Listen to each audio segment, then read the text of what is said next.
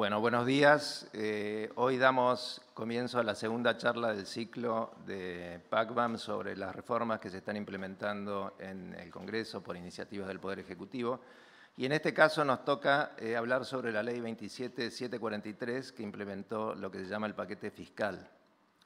Si bien este paquete fiscal tiene varios contenidos, nosotros solamente nos vamos a referir a tres, fundamentalmente, que son el blanqueo, bienes personales y el RAPE, y la moratoria, porque son los que traen buenas noticias para los contribuyentes. Hay otras partes del paquete fiscal, sobre todo lo de cuarta categoría, que bueno, no son buenas noticias para los contribuyentes porque, como todos sabemos, produjo un reincremento del impuesto para esa categoría y eso está generando muchas resistencias que podemos leer en los diarios, medidas cautelares, amparos.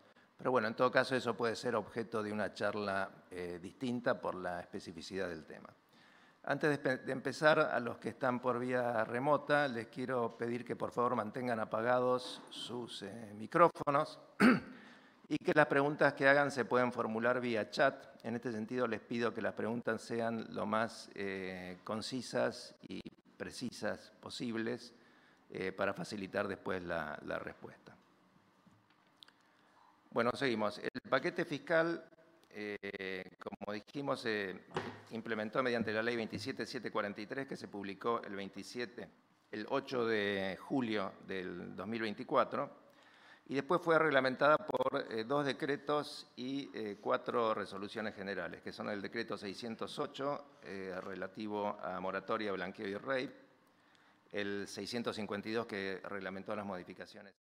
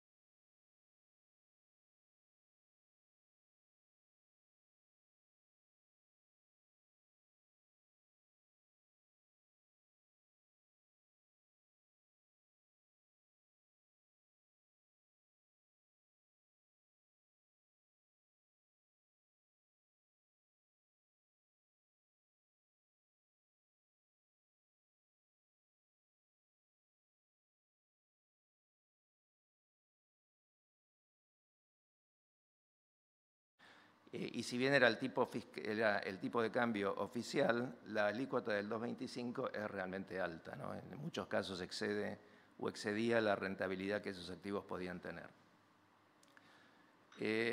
Y esto llevó, y todos sabemos, a una especie de éxodo de residentes argentinos al exterior, sobre todo en Uruguay. Nosotros hicimos un evento de PACBAM en Punta del Este en mayo, y la verdad que vinieron bastantes residentes argentinos en Uruguay muy interesados por las reformas fiscales argentinas y les explicamos, y lo vamos a ver ahora también, que esta brecha y esta discriminación en favor de los residentes en exterior tiende a aplanarse, a ser más benigna con estas reformas. Bueno, en estas filminas vemos cómo se trataba unos y otros.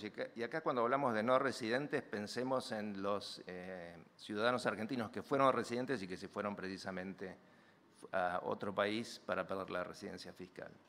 Fíjense que los residentes tributaban el 1,75 sobre los bienes ubicados en el país y el 2,25 sobre sus bienes ubicados en el exterior. Estamos hablando de tasas máximas, pero normalmente esta era la situación. Había sí, por supuesto, había y hay y sigue habiendo activos que no tributan. Por ejemplo, los títulos públicos argentinos normalmente tienen exenciones del impuesto a los bienes personales y también las obligaciones negociables en moneda nacional, cosa que no es muy común, pero bueno, solamente se eximía o se exime a las obligaciones nacionales emitidas en pesos. Y otra diferencia es respecto de la evaluación de los bienes en el exterior, que se evalúan, según la ley, por su valor de mercado al cierre del ejercicio, al 31 de diciembre. Y como dijimos, esto es particularmente gravoso respecto de los activos financieros, que tienen un valor claro, una cotización clara en mercados transparentes, de manera tal que no hay mucha posibilidad de jugar con eso. Mientras que los bienes ubicados en el país tienen normas de evaluación que los hacen no tan gravosas. Por ejemplo, los inmuebles se evalúan al precio de adquisición o al valor fiscal, lo que sea menor, pero bueno, después de varios años de adquiridos, ese valor fiscal y ese valor de adquisición en pesos sin actualización se van licuando y normalmente la base imponible es menor, no es significativa. También hay bienes que tenían un tratamiento especial, por ejemplo, acciones y participaciones sociales en entidades constituidas en la Argentina tributan el 0,5%, no están sujetos a esta escala, a estas alícuotas de escala de 1,75, sino que pagaban solamente el 0,5%. Ahora, los no residentes, y acá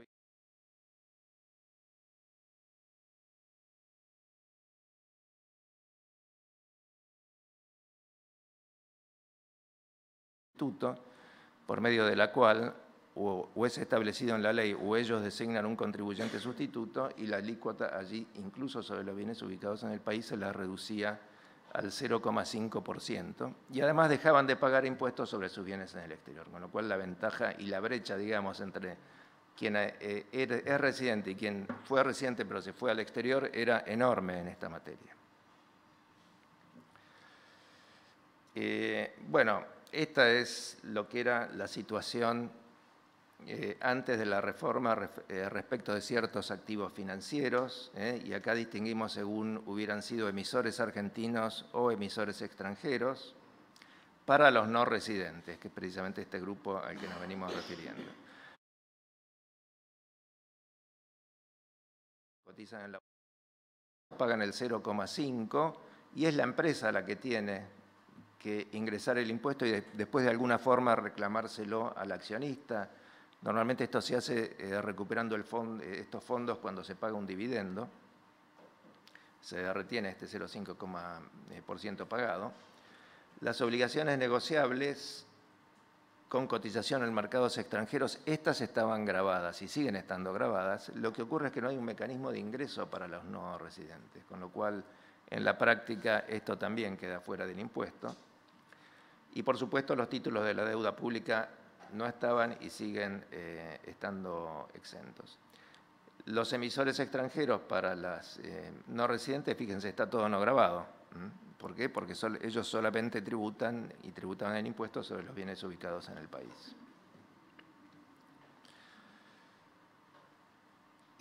También es cierto que existían y existen algunas técnicas para reducir el impuesto, y esto aplica fundamentalmente a los residentes argentinos, ¿no? Bueno, obviamente la peor alternativa desde el punto de vista de tasa y de monto del impuesto era tener los bienes a título personal, aunque esto muchas veces es imposible. ¿Por qué? Porque en este caso los residentes argentinos tributaban 1,75 máximo o 2,25 sobre sus bienes en el exterior. Sí está y estaba la técnica del trust irrevocable. Uno puede constituir un trust irrevocable en el cual el originante no es beneficiario ni se guarda ningún poder de administración o disposición, y es en la Argentina como que no es un patrimonio del contribuyente y no está sujeto a impuesto. Claro, esto tiene otras implicancias, porque implica, como dijimos, despojarse del patrimonio, ¿no? Y perder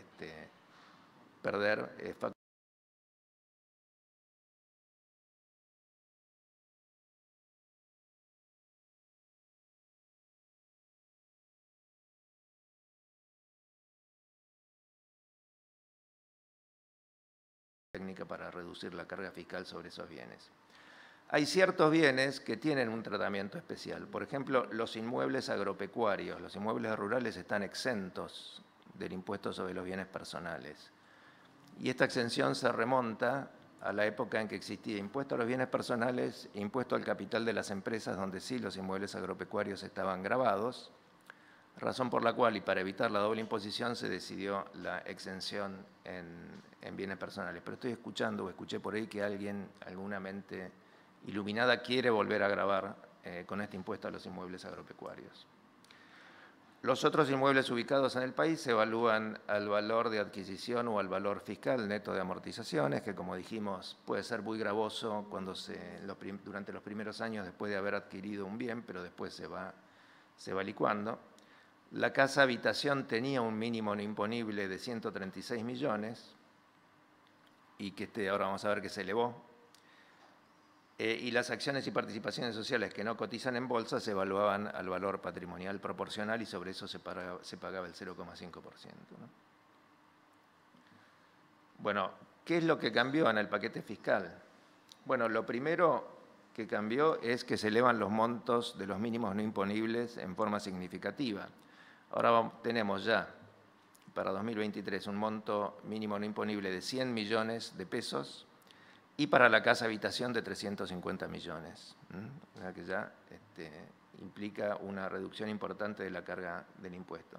Pero lo más importante es que se modifican las alícuotas. ¿Y cómo se modifican? Bueno, por un lado, se elimina la discriminación entre bienes ubicados en Argentina y en el exterior, y ahora todos pagan la misma alícuota, y se unifica en la alícuota de los bienes ubicados en Argentina. O sea que esa brecha que existía antes, según el lugar de ubicación de los bienes, ya desaparece.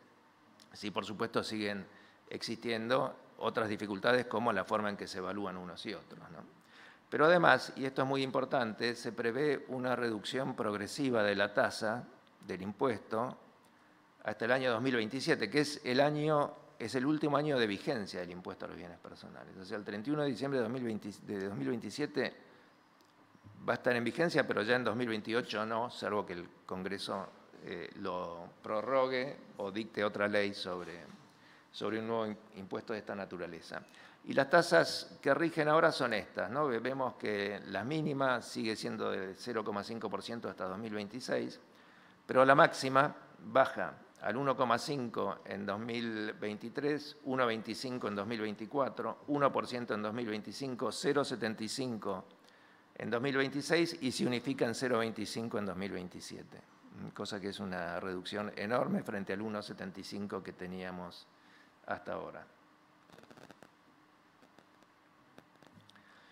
Pero además de eso, se establece un beneficio para contribuyentes cumplidores. Los contribuyentes cumplidores son los que presentaron y pagaron sus declaraciones juradas de los años 2020 a 2022 antes del 31 de diciembre de 2023. Si alguno de nosotros está en esta categoría, entonces es beneficiario de esta reducción adicional de tasas, de manera tal que las tasas máximas para todos los años que se indican en esta filmina son estos. 2023, 1%, o sea, pasamos de 1,75 al 1%.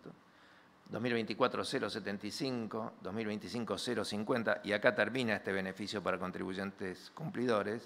Y en los 2 años subsiguientes se vuelve a las tasas normales, que como dijimos eran 0,75 y 0,25%. La sumatoria de todo esto da 3,25%,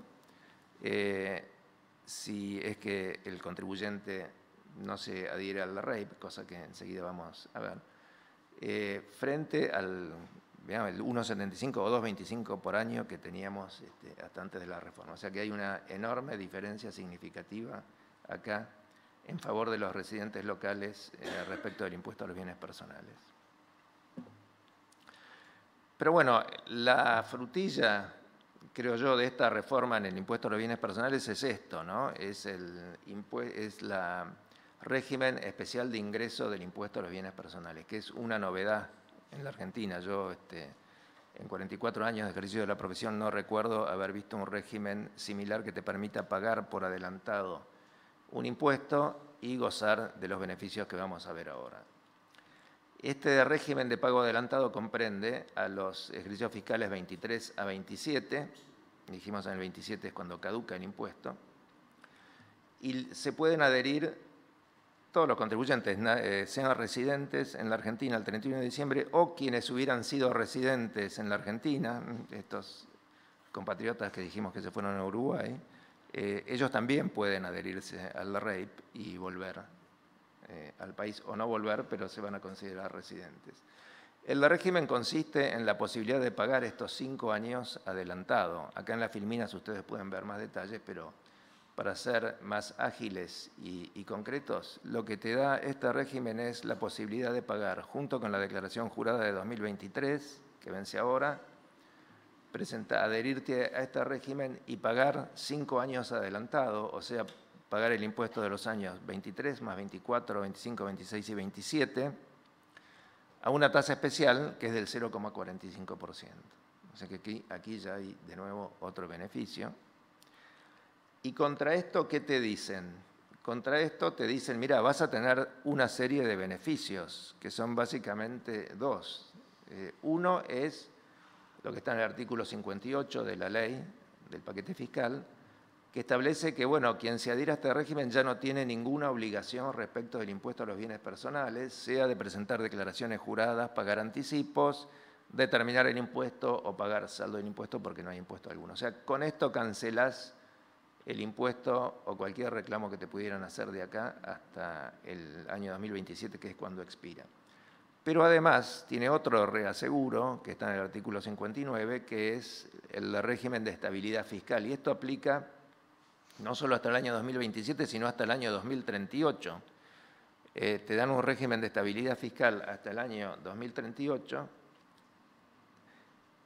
que incluye a los años 2023 y 2027. Y uno se pregunta, bueno, ¿por qué necesito estabilidad fiscal para esos años si ya tengo el anterior beneficio?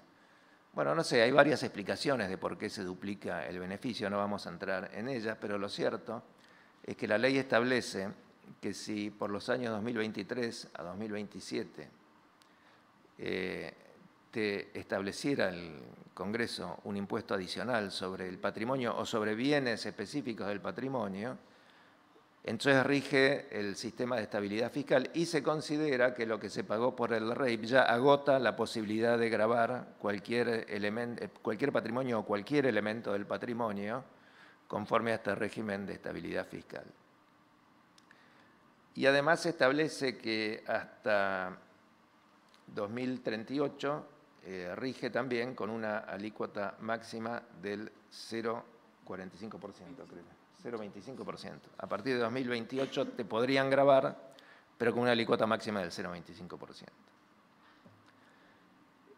¿Qué remedios se establecen? Bueno, la ley dice, y esto es algo que habrá que verlo después cómo funciona en la práctica, que si se establece un impuesto en violación de estas normas de estabilidad fiscal o de este régimen especial de ingreso, el contribuyente puede rechazar el reclamo, cosa que es una cuestión, un concepto bastante indeterminado. Sí, cualquier contribuyente puede rechazar el reclamo. Lo que no dice es qué pasa, ni cómo, ni cuáles son los efectos de ese rechazo. Pero además dice que se te genera automáticamente un crédito fiscal con el cual vos podés cancelar ese reclamo.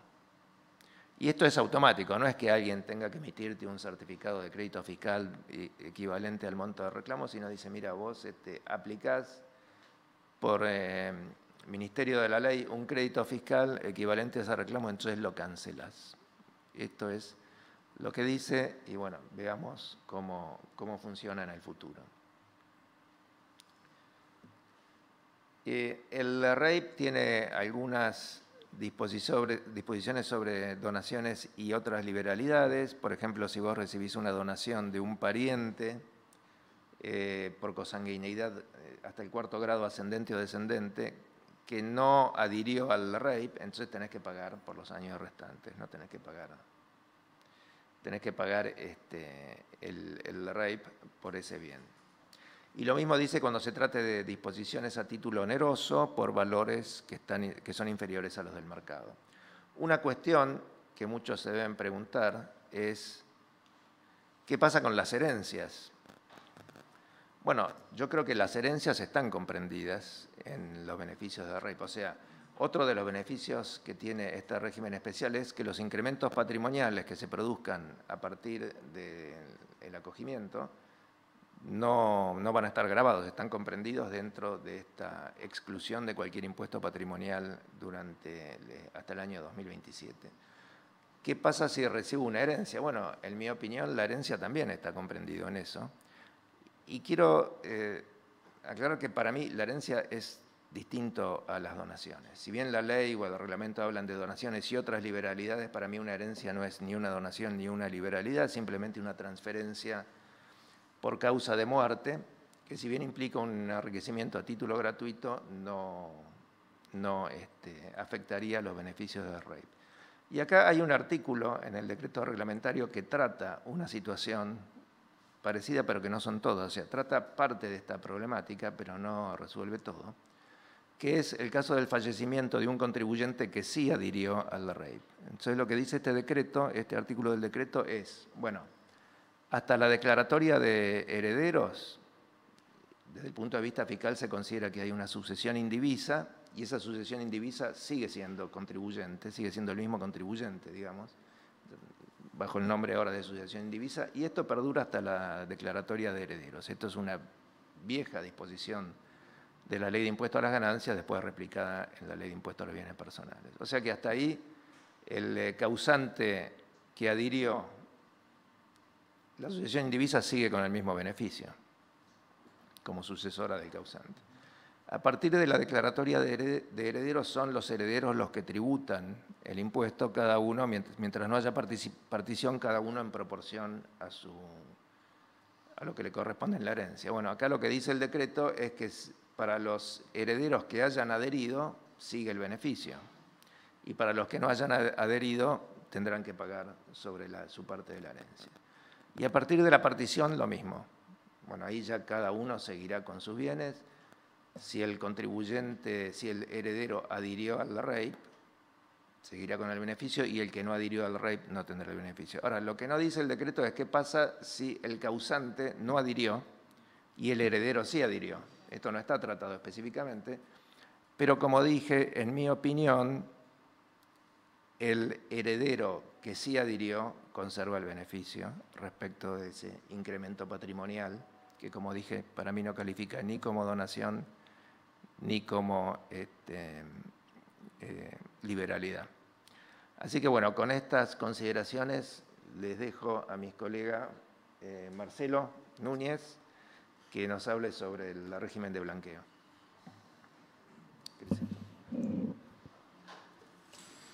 ¿Lo tenés ahí? Sí, acá. Bueno, buenos días a todos. En rigor de verdad, vamos a poner en el orden primero al régimen de regularización de obligaciones tributarias, comúnmente conocida como moratoria, y luego me toca hacer el malo de la película porque voy a hablar de un poquito como bonus track, si quieren, sobre el impuesto a las ganancias y la reciente reforma. Así que no todas son buenas noticias, a mí me toca dar algunas que no son tan buenas, pero bueno, tiene que ver con el objetivo también de clarificar dónde estamos y cuáles fueron, en definitiva, las intenciones de los legisladores con este paquete fiscal. Primero, en cuanto a la moratoria, hay una intención clara de facilitar el pago voluntario de las deudas tributarias, aduaneras y de la seguridad social que estuviesen vencidas al 31 de marzo de este año y promover el cumplimiento de las obligaciones a través de los incentivos y los beneficios que este régimen prevé para los contribuyentes y para los agentes también de recaudación, y ese es un punto en el que me voy a detener. Se busca reducir la litigiosidad en materia fiscal, en materia aduanera y de seguridad social, lo cual me provoca un comentario ineludible por mi práctica y en particular por la práctica contenciosa, que es que a veces como asesor y patrocinante me resisto a que se reduzca la litigiosidad en temas que abiertamente tienen asidero en el derecho, que es lo que justamente nosotros promovemos y que siempre velamos porque nuestros clientes tengan ese input. Pero bueno, hay cuestiones muchas veces de estricta naturaleza financiera, económica, que convence a algunos particulares a incursionar en estos regímenes de moratoria, lo cual, como vamos a ver en unos minutos, puede ser muy atractivo, pero no quiero dejar de decir que nunca es buen negocio reconocer una deuda que no existe, ¿no? Y eso también es algo que desde el estudio nosotros promovemos fuertemente. Yendo a la inclusión, a qué incluye y a qué no, bueno, justamente el primer ítem que está listado allí en la filmina es deudas en discusión administrativa judicial, que incluye, por cierto, las causas en discusión ante el Tribunal Fiscal de la Nación y ante el Poder Judicial de la Nación, y que requieren ineludiblemente del allanamiento y o del desistimiento total o parcial por parte del particular que se acoge a este régimen.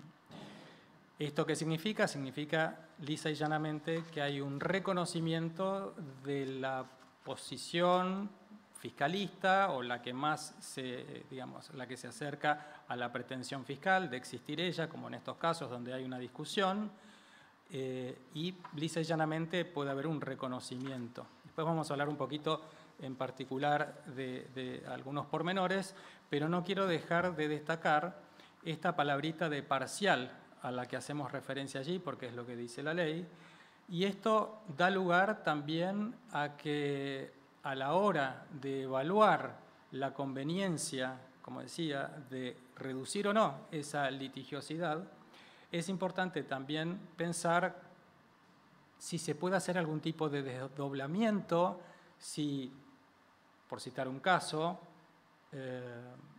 estoy discutiendo un reclamo de impuesto a las ganancias por diferencias en lo que es el régimen, la aplicación del régimen de precios de transferencia, y al mismo tiempo, por el mismo periodo fiscal y el mismo impuesto, estoy debatiéndome con el fisco acerca de si ciertas facturas detectadas por el fisco y tachadas de apócrifas son realmente o tienen esa naturaleza.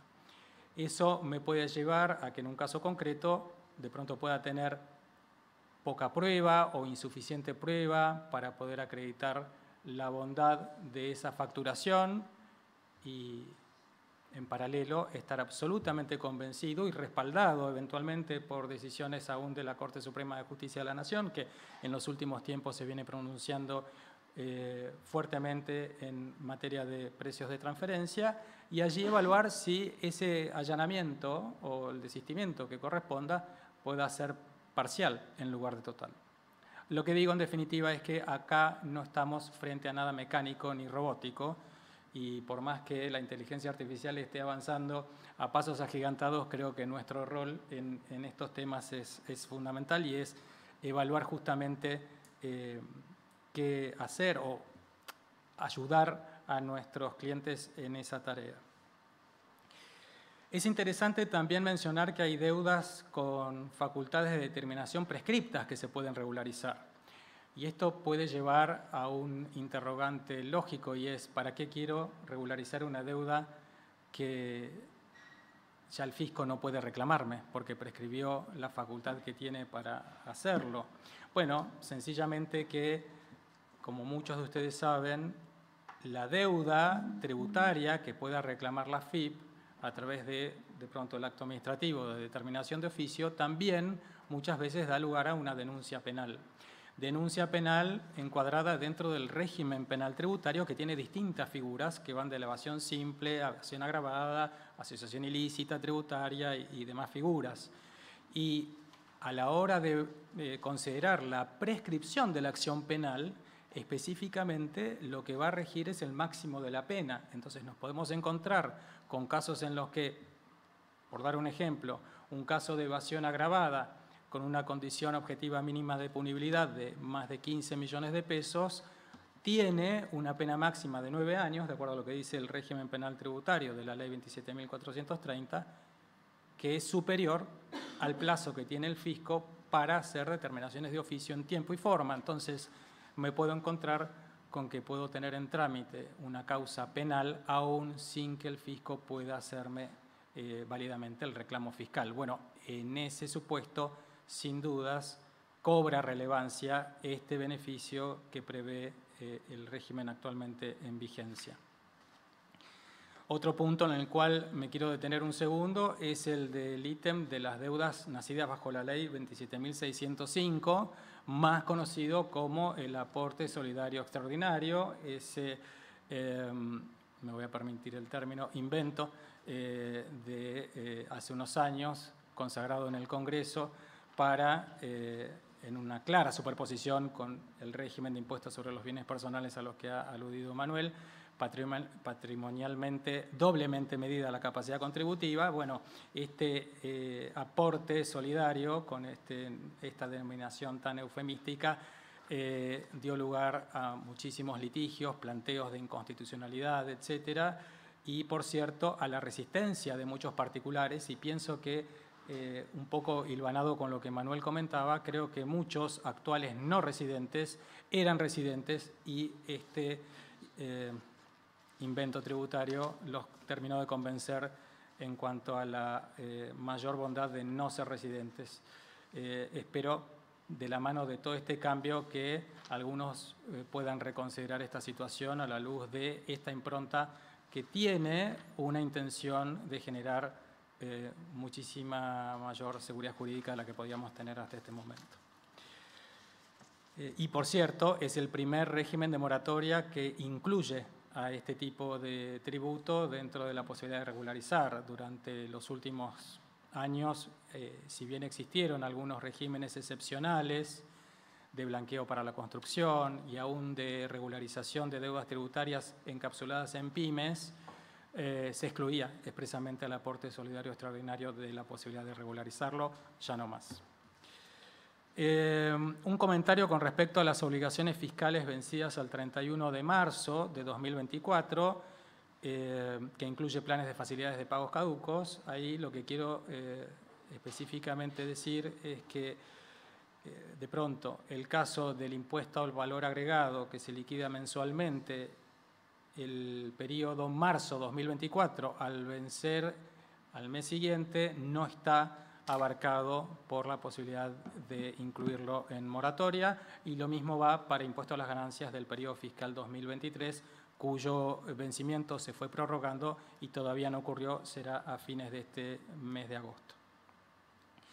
También incluye a las infracciones cometidas hasta el 31 de marzo de 2024, a deudas de agentes de recaudación, lo que son agentes de retención y percepción, por las no efectuadas, pero también remarco la importancia de que se permite regularizar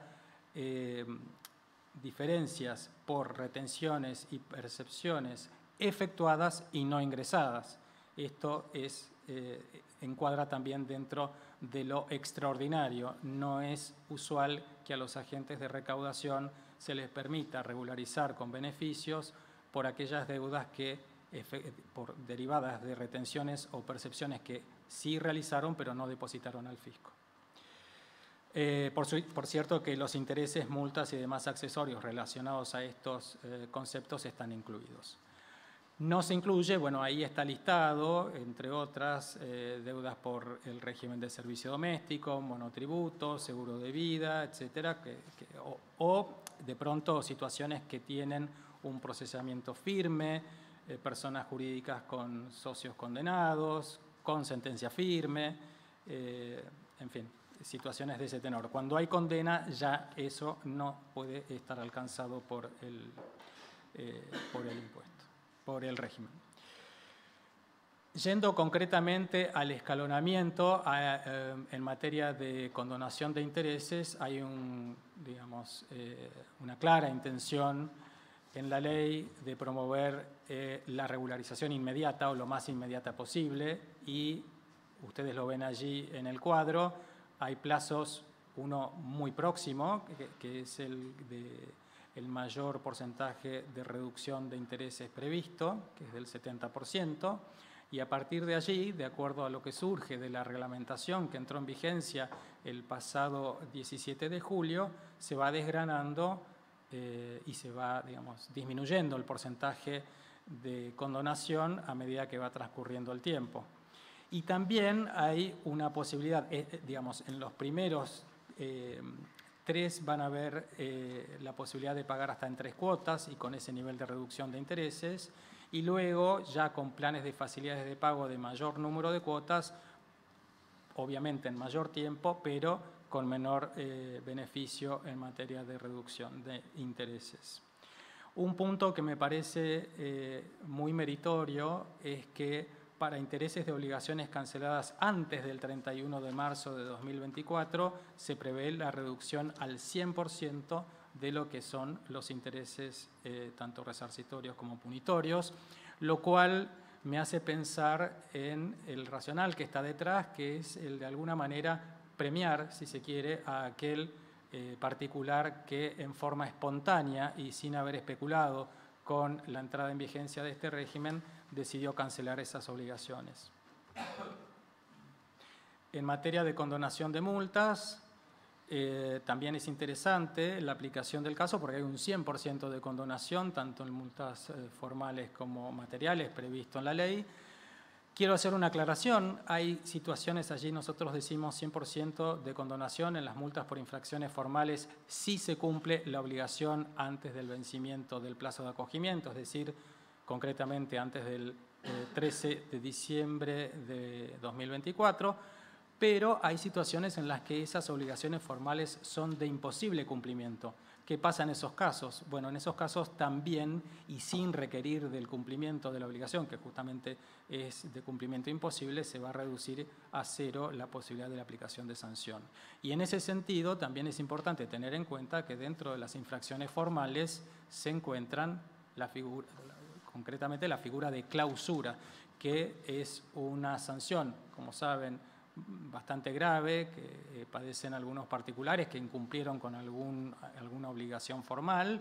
Bueno, en esos casos, por todos aquellos expedientes administrativos o causas judiciales en las que se esté debatiendo si es aplicable o no la figura de la clausura en un caso concreto, en todos esos casos habrá que ver si se dio cumplimiento finalmente a la obligación formal, esta sanción de clausura queda condonada, o si fuese de cumplimiento imposible, también. Un punto en el que me quiero detener también es uno de los, creo yo, principales atractivos de la regularización en esta moratoria y tiene que ver con la extinción de las acciones penales bajo el régimen penal tributario. Y decirles que una vez que se ingresa en un plan, si no es al contado, en cuyo caso se extinguiría directamente la acción penal por regularización bajo este régimen, lo que va a ocurrir es que se van a suspender las acciones penales en curso.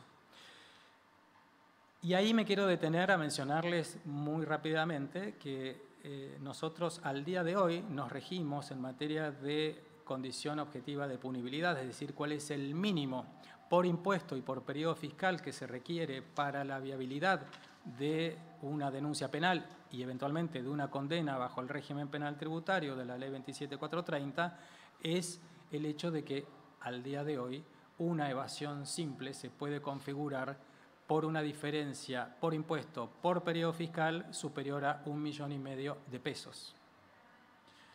Como se imaginan, este monto está absolutamente desvirtuado en términos de cuál es la intención del legislador a la hora de promover la formulación de denuncias penales tributarias. Este monto en evasión simple no se ha actualizado, en evasión agravada el importe es de 15 millones de pesos y esto da como consecuencia que en numerosísimos casos que no deberían llegar a instancia penal, terminan llegando a instancia penal sencillamente porque el funcionario de turno entiende que está más cubierta su responsabilidad formulando la denuncia que no haciéndolo cuando la diferencia reclamada supera estos montos que mencionaba. Esto es un punto que ciertamente debe ser abordado más pronto que tarde. ¿Qué implica la adhesión o el acogimiento al régimen? La novación y conversión a moneda argentina al tipo de cambio del día anterior al acogimiento. Hay una clara intención, y voy a parafrasear al presidente de la Nación, cuando el 10 de diciembre dijo no hay plata, efectivamente acá se refleja, no se admite la cancelación por vía de compensación con saldos a favor, no se reintegran importes ingresados antes del 31 de marzo de 2024, obviamente, y esto sí es una tradición, toda adhesión implica renunciar a las acciones de reintegro o repetición de aquello que se está regularizando. Y un punto que yo quiero destacar también es que, porque ha venido una cierta duda de parte de algunos de nuestros clientes en cuanto a si adherir implica darle la razón al fisco hacia adelante por otros periodos fiscales o incluso hacia atrás por periodos no prescriptos, la respuesta es no. Pero sí es cierto que es importante evaluar las situaciones, sobre todo uno cree que las discusiones en materia tributaria muchas veces son de puro derecho y en nuestra experiencia son mucho más situaciones de hecho y prueba, y en ese sentido siempre la decisión acerca de si regularizar o no tiene mucho que ver con el trabajo que los abogados hacemos a la hora de evaluar la bondad de la prueba con la que cuenta el particular. Brevemente, el acogimiento, no puede ser usado para rehabilitar beneficios fiscales caídos. Ciertamente que incumplir con el plan va a dar lugar a la reanudación de las acciones penales, esto es importante señalarlo. Y un punto que para mí también es llamativo y novedoso es el hecho de que los responsables solidarios, aún los que no han sido designados como tales por el propio fisco, pueden adherirse en forma independiente del deudor principal. Imagino numerosos potenciales conflictos de intereses que se pueden generar como consecuencia de posiciones encontradas entre los responsables solidarios y los contribuyentes por deuda propia en cuanto a la decisión de si reconocer estas diferencias y adherir o no.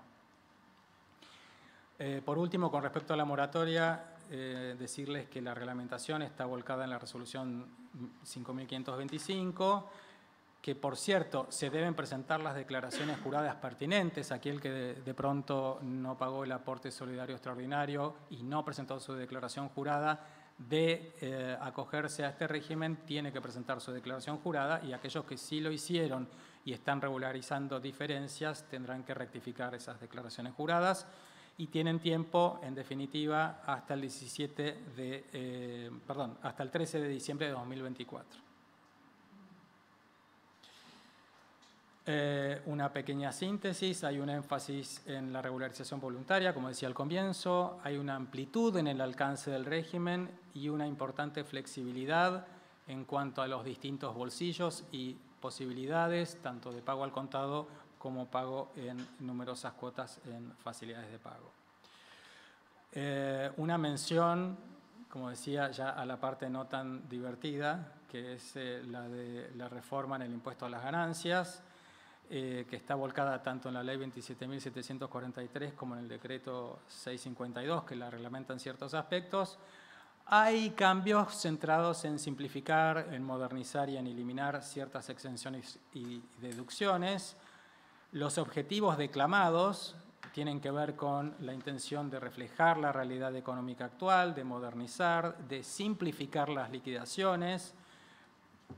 Creo que le queda un poquito grande lo de simplificación con la sofisticación que tenemos al día de hoy y la necesidad que tienen los particulares casi imposible de evitar, del asesoramiento de los profesionales de ciencias económicas y del derecho, dependiendo de cuál sea el punto que se esté abordando. Hay una intención de devolver cierta equidad al régimen del impuesto a las ganancias con la reducción de beneficios para ciertos sectores y una evaluación, en definitiva, del principio de capacidad contributiva que viene producto de la ampliación de la base imponible y del incremento proporcional de acuerdo al ingreso de las alícuotas aplicables. Dentro de los principales cambios es interesantísimo que se ha incorporado la posibilidad en ciertos casos que están allí mencionados en la filmina vinculados a los sujetos que adhieren al RIGI, de deducir quebrantos de ganancias grabadas de los años siguientes sin límite temporal. Como decía Manuel, en toda mi vida profesional nunca registré que hubiese existido un régimen semejante donde no haya limitación a la hora de deducir quebrantos, y también la posibilidad de transferirlos a terceros si no son absorbidos en 5 años, y también la conexión que se ha generado entre las sucursales y las sociedades a las que pertenecen a la hora de utilizar o absorber esos quebrantos. En cuanto específicamente a lo que tiene que ver con la cuarta categoría, se deja sin efecto el impuesto cedular a los mayores ingresos, que había sido creado, como recordarán, en el año 2023. Se le cambia la denominación al impuesto por impuesto a los ingresos personales, trabajo en relación de dependencia y otros. Se eliminan exenciones y deducciones específicas, entre ellas la del SAC.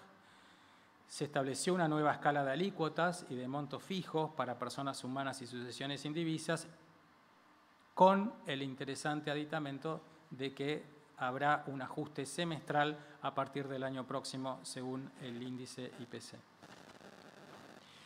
Hay un principio general volcado en el artículo 81 de la Ley 27743, que es este que reflejamos aquí.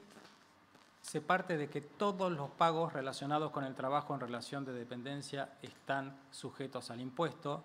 Este es un principio que luego hay que desgranar y evaluar realmente si determinados ítems están o no abarcados, pero básicamente el principio es muy contundente y la ley es bastante clara en cuanto a que son todos los pagos relacionados con esa relación de dependencia. Hay una intención de no generar un efecto retroactivo, o un efecto catenaccio, como se dice en italiano, que es donde surge el efecto candado, de ir hacia atrás con la vigencia de la norma, si bien se trata justamente de un impuesto anual con esta deducción especial transitoria reglamentada a través del decreto 652, se busca justamente evitar una mayor gravabilidad como consecuencia de la entrada en vigencia de este régimen.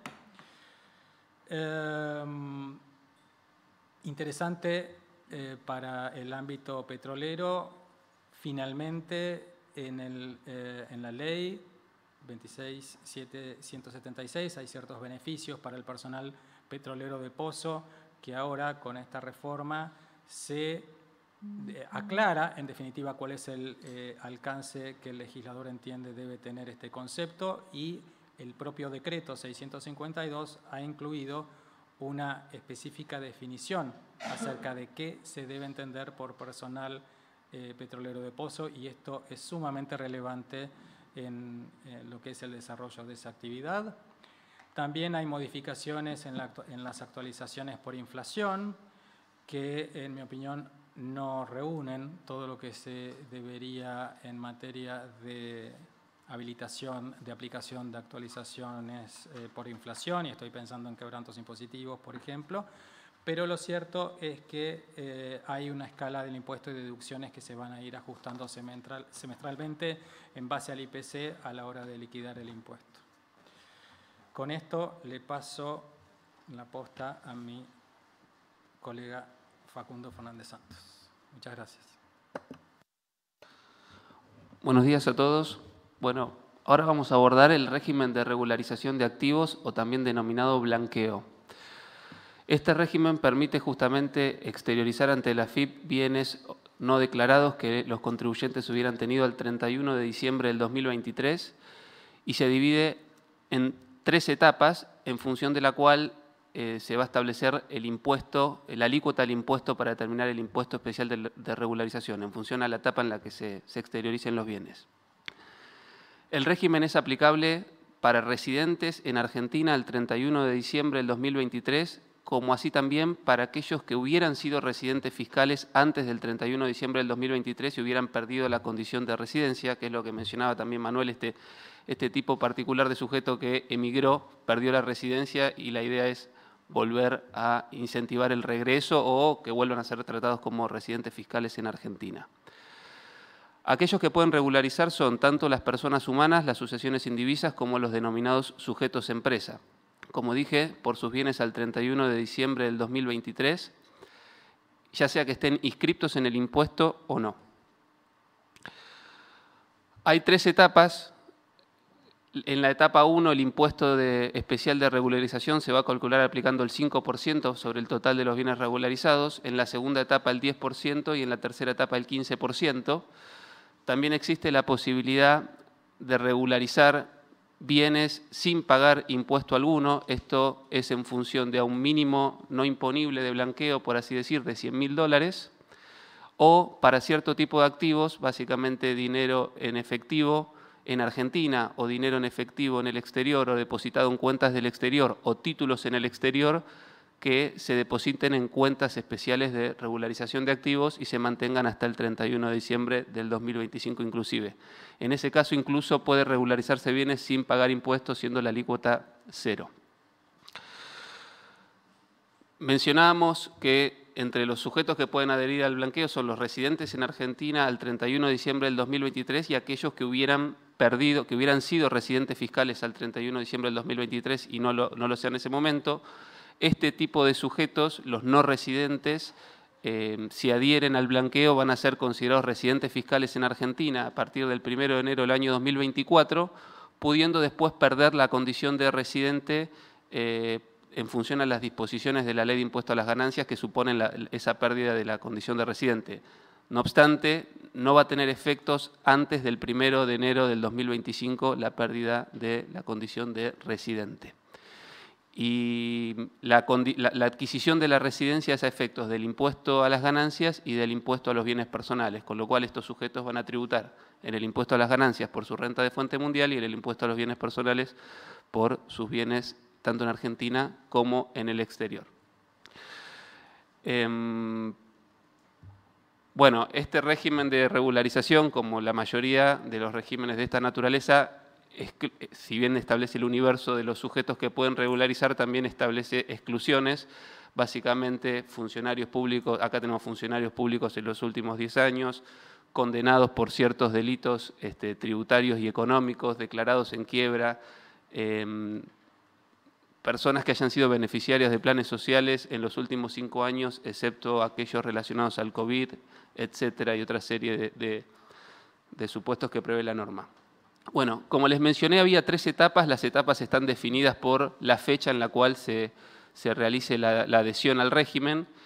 Vamos a, si se quiere, hay 2 hitos importantes. Una es la manifestación de adhesión, que eso define la etapa en la cual el contribuyente va a quedar encuadrado a efectos de la determinación del impuesto especial de regularización. Y después lo que es la presentación de la declaración jurada de regularización, que es aquella en la cual el contribuyente exterioriza los bienes y aporta la evaluación. En lo que respecta a la primera etapa, para manifestar la adhesión, su vencimiento es el 30 de septiembre del 2024. Aclaro que el régimen de regularización ya está operativo, ya se puede ingresar desde el 18 de julio del 2024 hasta el 30 de septiembre del 2024. Se puede hacer la manifestación de adhesión al blanqueo y en ese caso va a quedar encuadrado en la primera etapa el sujeto que así lo haga, siendo que después la declaración jurada de exteriorización de bienes y el aporte de la documentación se tiene que presentar para esta primera etapa hasta el 30 de noviembre del 2024. La AFIP va a habilitar el formulario de declaración jurada, en este caso, a partir del 7 de octubre del 2024. Después, la segunda etapa, el plazo para manifestar la voluntad de adhesión es del 1 de octubre del 2024 al 31 de diciembre del 2024 y, por último, la tercera etapa del 1 de enero del 2025 al 31 de marzo del 2025. En el caso de la presentación de la declaración jurada, bueno, cada una de las etapas tiene su plazo de vencimiento. El último previsto para la tercera etapa, que recuerden que se debe pagar el 15% de impuesto en caso de bienes regularizados en la tercera etapa opera el vencimiento el 30 de abril del 2025, previendo la norma que el Poder Ejecutivo puede extender este plazo hasta el 31 de julio del 2025. En lo que respecta al dinero en efectivo, solo puede ser regularizado en la etapa 1. Y ahora, a continuación, vamos a hacer algunas precisiones sobre la forma de regularización del dinero en efectivo. Los bienes que pueden ser cubiertos por este régimen de regularización comprende tanto los bienes en Argentina como en el exterior. Solamente hay una excepción de bienes que no se pueden regularizar, que son aquellas tenencias de moneda y títulos en jurisdicciones que el Grupo de Acción Financiera Internacional cataloga en la lista negra o lista gris. La AFIP va a publicar el listado de esas jurisdicciones en su sitio web.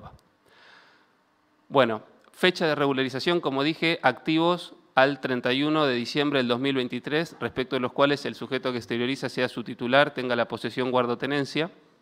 El anexo de la Resolución General 5.528 establece los requisitos documentales e información que se tienen que presentar a los efectos de completar la declaración jurada de regularización.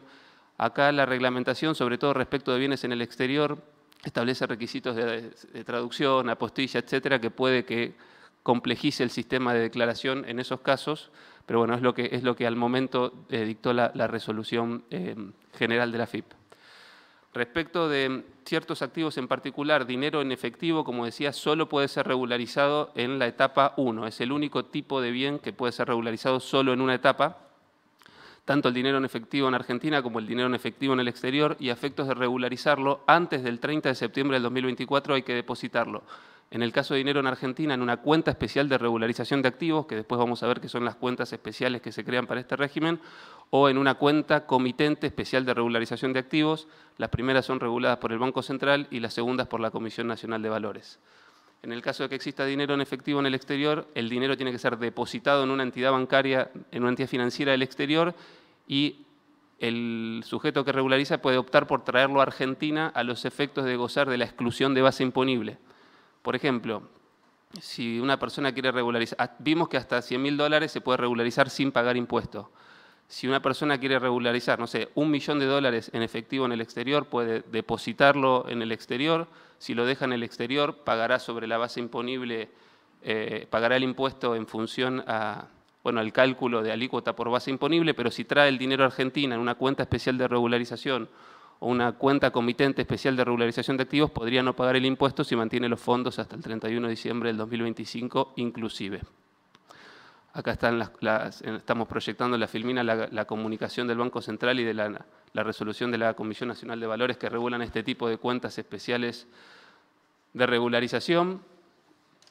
Vimos que las alícuotas, como mencioné, hay 3 supuestos, en realidad 4. Un supuesto sería alícuota 0, si estoy bajo del mínimo no imponible los $100.000, o si opto por mantener los fondos en una cuenta especial de regularización de activos o cuenta comitente especial de regularización de activos, o en ciertas inversiones admitidas por la reglamentación, incluso por una resolución del Ministerio de Economía que admite, por ejemplo, el fomento, la inversión en fideicomiso financiero, fondos comunes de inversión, actividades de construcción, que después vamos a ver un poquito más.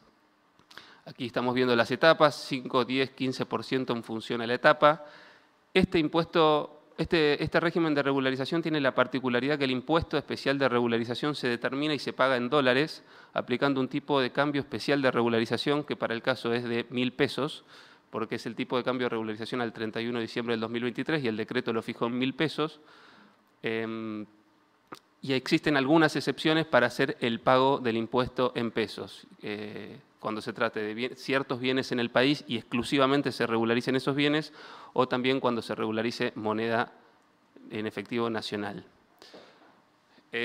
Existen normas también referidas a la regularización por parte de familiares. Hay que hacer una medición conjunta. En estos casos se establece la norma cuando el sujeto que regulariza tiene a su cargo a los familiares listados en la norma, que son los ascendientes y descendientes en primer grado por consanguinidad y afinidad, cónyuges y convivientes, en la medida obviamente que también regularicen los sujetos, estos sujetos a cargo del contribuyente. En este caso la franquicia de $100.000 para no pagar el impuesto se prorratea entre todos ellos. Bueno, aquí en esta filmina vemos lo de la base imponible, que ya lo mencionamos, se determinan dólares, el tipo de cambio de regularización a los efectos de la conversión es de 1.000 pesos. Para activos que estén expresados en moneda extranjera distinta al dólar, se tiene que aplicar un tipo de cambio de conversión, que es el que surge de la tabla que publica la FIP a los efectos de la liquidación del impuesto a los bienes personales. Bueno, también hay algunas situaciones especiales. La norma tiene reglas de evaluación para todos los tipos de activos que se pueden regularizar. En el caso de inmuebles urbanos y rurales en el país, se admite 3 criterios de evaluación, la que sea mayor. Yo creo, en mi caso, muy probablemente pienso que va a aplicar esta pauta, que es 4 veces el valor del impuesto inmobiliario a los efectos de la evaluación. En cuanto a criptoactivos, acá también destaco que la norma habilita expresamente la regularización de criptoactivos en el país y no detalla a criptoactivos en el exterior, esto la ley, y después el decreto aclaró que los criptoactivos en el exterior, para ser sometidos al régimen de regularización, tienen que someterse a un tipo de repatriación a proveedores de servicios de activos virtuales en Argentina.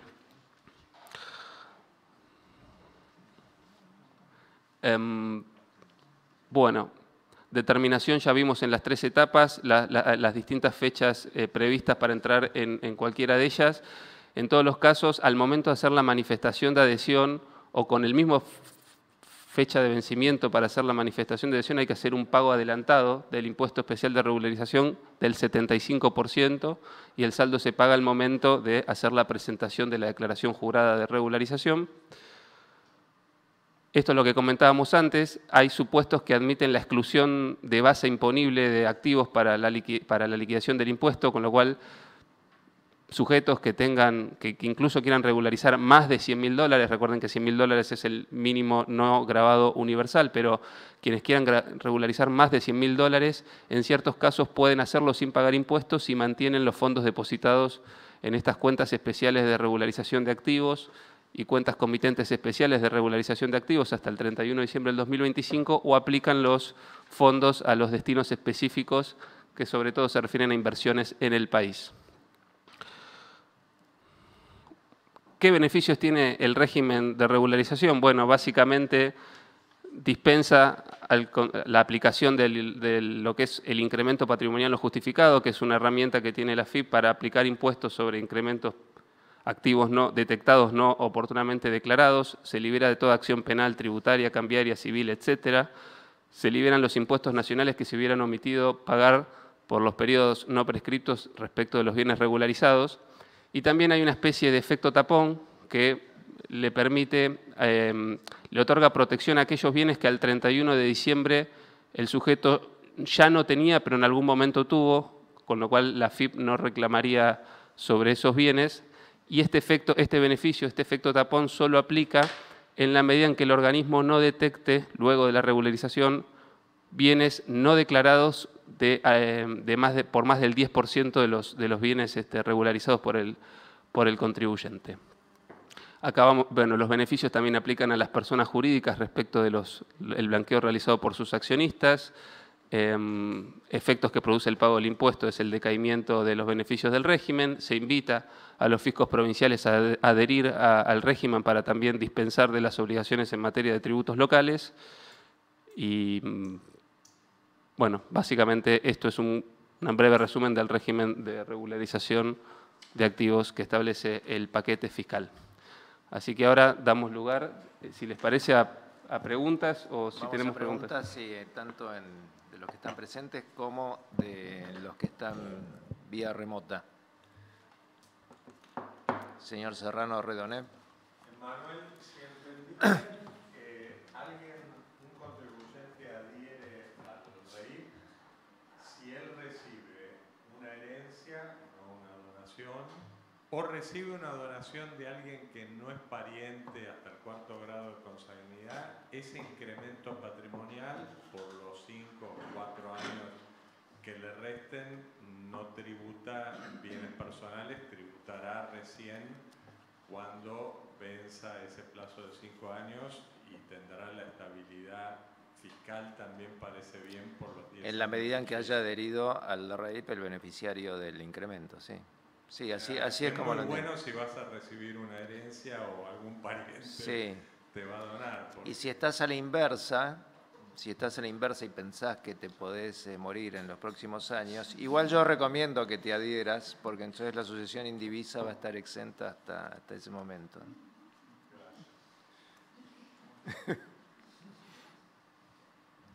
Tenemos algunas preguntas del chat. Bueno, dale. Si un contribuyente quiere adherir al REIT y su base imponible el 31 de diciembre de 2023 es levemente superior al mínimo no imponible, ¿puede determinar el impuesto a pagar 5 años y gozar del beneficio, tanto de no tributar sobre los posibles incrementos patrimoniales en el periodo 2024-2027, como de gozar estabilidad fiscal de 2028-2038? Bueno, la ley y la reglamentación lo que requieren es que en el año 2023 haya impuesto determinado. Entonces, esa es la condición. Si hay impuesto determinado, ya no dice cuál es el monto de ese impuesto determinado. No es una condición, simplemente tiene que haber impuesto determinado. Y si el contribuyente determina impuesto por 2023, sí, se puede adherir al régimen con todos sus beneficios. Otra pregunta. ¿Qué sucede con un contribuyente cuya base imponible es levemente inferior al mínimo no imponible? El impuesto determinado da 0. ¿Eso le impide de gozar de los beneficios del REIT? Sí, tiene que tener impuesto determinado en 2023. Ok. Y una pregunta más. ¿Consideran que el tope de $100.000 es uno para el régimen general y otro $100.000 para el régimen especial de efectivo o un total de $100.000 para ambos? Dale.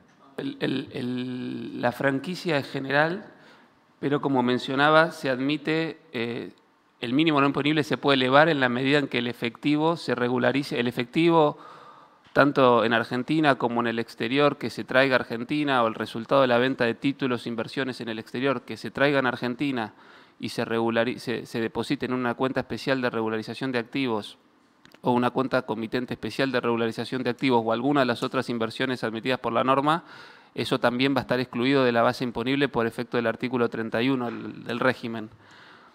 Con lo cual, la dispensa de pagar la franquicia de $100.000 es general para todo tipo de bienes, lo que tiene el efectivo que permite invertirlo y destinarlo a estos fines que lo excluyen de la base, sin importar el monto. O sea, para poner un ejemplo, supongamos alguien que tiene $200.000 debajo del colchón y los quiere regularizar. Lo que él puede hacer es $100.000 los pone en una cuenta de regularización y paga 0, y los otros 100.000 quedan excluidos por el mínimo no imponible. Ahí, Y sin ahí embargo, tributa 0. los 100.000, los primeros 100.000 los tiene que depositar antes del 30 de septiembre del 2024 para mostrar que lo tiene y después lo puede sacar, pero los 100.000 que quiere tener en la exención, como dice Manuel, los tiene que dejar hasta el 31 de diciembre del 2025. Pero en algún momento los tiene que depositar los dos, mostrar los dos. Bueno, los dos sí, pero los que no metes en la cuenta especial los puedes depositar en una cuenta común, en Argentina o en el exterior, ¿no? Pero ya no en el colchón. No, ya no en el colchón, no, porque vos, precisamente vos lo tenés que exteriorizar y la forma, en el caso de dinero, es depositarlo en cuenta. Claro. Bueno, ¿alguna otra? Sí, Germán. En el caso del REIT, la estabilidad fiscal que se otorga hasta 2038, por ejemplo en el caso de inmuebles rurales que están excluidos de bienes personales, ¿alcanza todo tipo de impuesto patrimonial que se cree hasta 2038 o solo respecto de bienes personales y agravamiento de No, alcanza todo tipo de impuesto patrimonial que se aplique sobre el patrimonio en su conjunto o sobre algunos componentes del patrimonio. Por ejemplo, algún impuesto específico al inmueble rural o a los automotores, eso también, o embarcaciones, eso también quedaría comprendido, porque la ley habla de impuestos al patrimonio o a determinados bienes. Y un agregadito con respecto al concepto de estabilidad fiscal, a mí me gusta mucho volver sobre la jurisprudencia de Corte y la definición que tiene en materia de estabilidad fiscal la Corte dada en el fallo Cerro Vanguardia de 2014, que era para la actividad minera, pero que tiene, digamos, una definición bastante interesante sobre qué esperar de una estabilidad fiscal como concepto atada al principio de seguridad jurídica, ¿no? Hay una fuerte reivindicación que creo que posiblemente tengamos que echar mano en algún momento, y siempre viene bien tenerlo presente. Una pregunta sobre blanqueo, Facundo. Si hay un contribuyente que tiene una estructura offshore no declarada, ¿no?, a nombre de un prestanombre o testaferro, al 31/12 el que figura como accionista es el prestanombre. ¿Cómo hace para exteriorizar eso con su propiedad 31/12 que no está a nombre propio y pareciera exigirse la demostración de la titularidad a la fecha efectiva de regularización con el registro de accionistas u otras constancias? Sí, efectivamente se pueden regularizar bienes de titularidad, guarda o tenencia al 31 de diciembre del 2023, con lo cual en ese caso la persona que probablemente bajo esa estructura, supongamos que hay fondos en una cuenta bancaria en el exterior, pero en una cuenta registrada a nombre de una sociedad del exterior, ahí el activo a regularizar entiendo que es la participación en la sociedad, y el anexo de la resolución general establece las condiciones que deben presentar, los documentos que deben presentarse para exteriorizar ese activo, que es la participación en una sociedad del exterior, y ahí es donde quizá la presentación bueno, de los estatutos o el certificado de registro de accionistas, traducido, apostillado, etcétera, un balance que refleje el valor por el que uno va a declarar, sea un poco complejo en ciertos casos para facilitar el blanqueo del activo subyacente, que en ese caso podría ser, por ejemplo, fondos depositados, porque de lo contrario tendría que regularizarlo la persona a cuyo nombre esté la tenencia, en la medida en que sea un residente en Argentina. A diferencia del blanqueo que estableció el gobierno de Macri, donde sí se permitía regularizar bienes que estaban registrados a nombre de terceros con bastante amplitud, y de hecho acá a los clientes que asesoramos en esa oportunidad hemos regularizado bastantes bienes que estaban inscritos a nombre de terceros. Esta vez no. Esta vez se había puesto en el proyecto original esa posibilidad, aunque más limitada, pero finalmente se sacó. Y lo que está claro, lo dicen las normas, es que tiene que ser de titularidad y vos tenés que acreditar la titularidad a nombre tuyo el 31 de diciembre de 2023. Sí, creo que hay alguien más por... Bueno, sí, una última pregunta. La opción de adhesión al REIP no estaría activa al día de hoy en AFIP Web. Los vencimientos de bienes personales operan en agosto. ¿Se espera alguna prórroga? De no ocurrir, ¿cuál es la recomendación? Si espero el 30 de septiembre, ¿puedo recibir reclamo por falta de presentación y pago? Bueno, no sé, la verdad, si está activo o no. Yo pienso que para la semana que viene, que empiezan los vencimientos, va a estar activo. Y si no, seguramente lo van a prorrogar. No veo que la AFIP nos esté haciendo alguna trampa para que no nos podamos adherir. No, eso no. Así que seguramente va a estar activo. No encuadraría con el espíritu, ¿no?, de esta reforma. Bueno, si no hay más preguntas, terminamos acá. Muchas gracias a todos por habernos escuchado.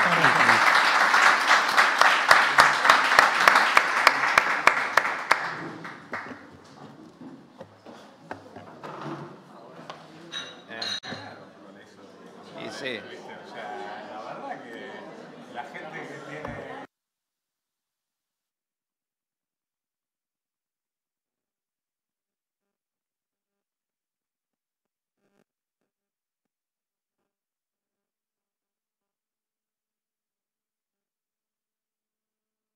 The piper